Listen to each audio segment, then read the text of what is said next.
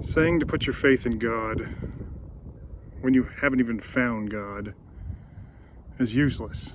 I remember how I used to roll my eyes and, not in front of people usually, but, in my head, I would roll my eyes when people were like, oh, just trust in God whenever you're going through just crazy struggles every day and loss and pain, unimaginable pain. And they say, just trust in God and it'll all be fine. And I was like, well, he hasn't really done much for me so far, so, what am I supposed to do now? Well, first of all, that wasn't true. God had done so much for me already. It's just, I was too blind to see.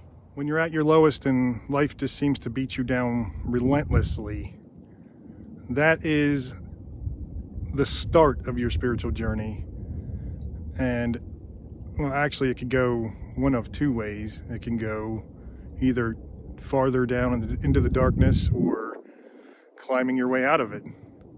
And the only way to climb your way out of it is to find even the faintest speck of God's light within you to fuel yourself. And then you seek out wisdom and you seek out knowledge and you seek out understanding and you find texts or people who can help you along in your journey. Life is a series of tests and lessons, and just doing the same thing over and over, suffering from those daily struggles or those bigger tragedies. If you don't learn from that, and you don't learn, hey, something has got to be different, maybe I'll look at these people who claim to find happiness through their suffering and find strength when they're at their weakest. Maybe you learn that billions of people have been helped from things like the Bible or, even other ancient texts. Motivation in any form is what you have to seek. And pull yourself up.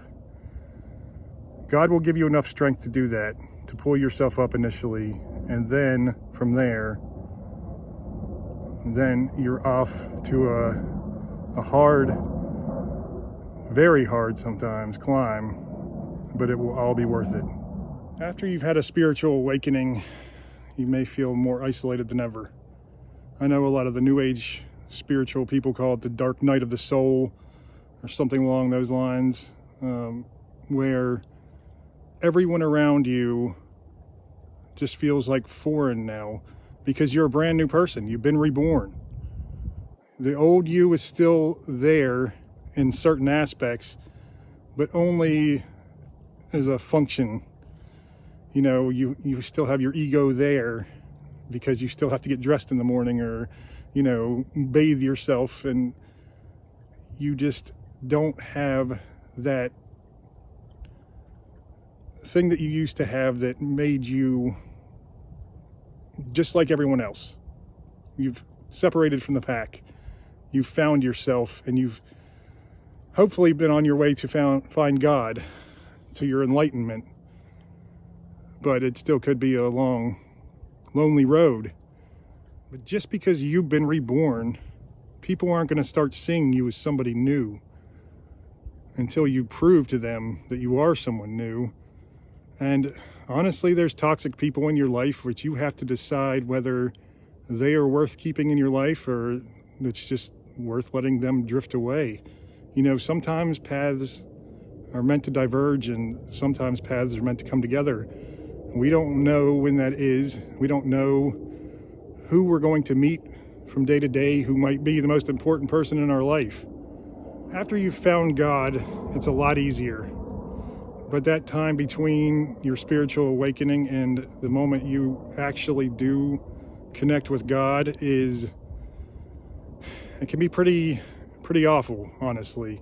You have to confront your fears. You have to, learn different ways of dealing with everything in the world. Everything is completely different now because you are a brand new person. Your spiritual self has been born, but kind of making up for the mistakes that you've made in the past, your past self. And it's another lesson that we have to learn. You know, I've had someone very close to me basically tell me that they don't trust me, don't trust at least me financially. I've made some financial mistakes in my life because I've been poor for the past, 13 years. But before I did find God, that would have hurt so bad. It would have crushed me. To find that someone you love so much doesn't have trust in you, it pierces your soul sometimes. It can be the end of you. You could just lose all faith in yourself then. But it barely bothered me a bit. I mean, obviously, it doesn't feel good, but I am not bothered by it at all because I know I didn't make wise choices with money a lot in my life. There's times when I did and there's times when I didn't. But you can't expect someone to trust you just because you've changed in your mind and seen something that nobody else can even see. Nobody else can feel. How do you expect anybody else to relate to that unless they're going through something very similar? And even then, they don't know exactly what you're going through. No one will ever truly understand you, and that's okay, because it's only God who needs to understand you. It's only you that needs to understand you. That is what life is about, understanding yourself. And I guarantee you, the day you die, hopefully it'll be a long time, there'll be parts of yourself that you still haven't figured out. And that's just part of the process. But if you're still in some sort of fragile spiritual state, if you just had an awakening but not a real enlightenment, then maybe it is time to get the toxic people out of your life if possible. I understand some family it's not going to be possible, but those people will. Your ego is already fighting for control still. That's part of what spiritual awakening is. It's kind of like the death of the ego and the rebirth of your new spiritual self. And the toxic, negative people, they're not necessarily bad people, but they are so bogged down by the darkness. And if you don't have it in you to help those people, to try to lift those people up, until you find God, it's really hard. Believe me, it is very hard. But until you have that in you, I would try to weed as many of those people out of your life as you can, because you're going to suffer for it, and then everyone else around you is going to suffer for it, because your spiritual journey will be prolonged, and it might even derail at some point.